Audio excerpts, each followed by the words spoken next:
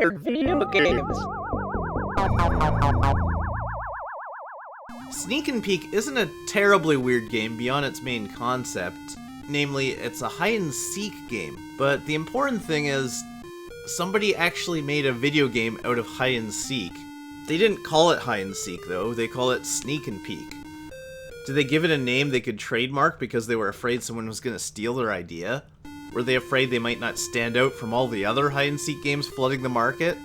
For reference, I'd like to point out that it's an Atari game. You know what Atari games were commonly named?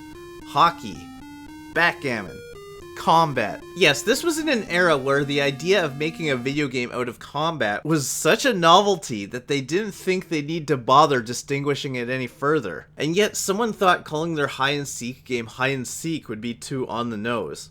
Now, there are so many things in this game I can complain about, but in the interest of sticking to things that are weird, I'm gonna focus on just a few things here. First, here are our protagonists. Count Peek, Hide Sneak.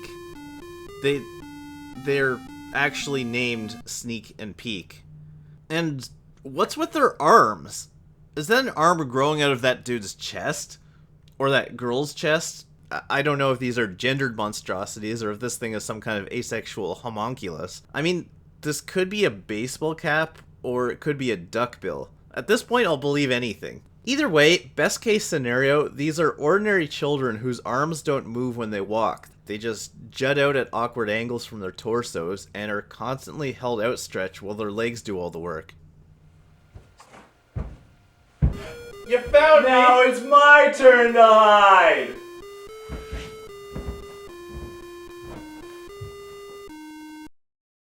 So where can these frolicking mutant children hide? Options include under the couch, under the bed, or through the middle of the bed. Maybe the kid's just hiding under the sheets, or maybe it's been returned to whatever weird parallel dimension that happens to be missing a kid with branches for arms. You can climb through the window, or, I'm sorry, I meant you can slide under the floor like a piece of paper. I don't know if the implication is that you're two-dimensional and can just disappear into solid three-dimensional walls like Cheerios in a bowl of margarine. If not, this house does not appear to be up to code.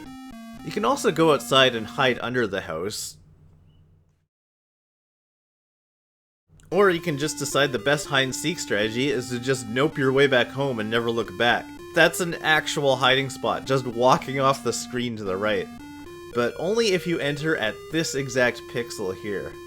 The game's official explanation for these weird hiding spots is that there isn't an explanation. I read the manual. It says nothing. It might as well have been written in Bird.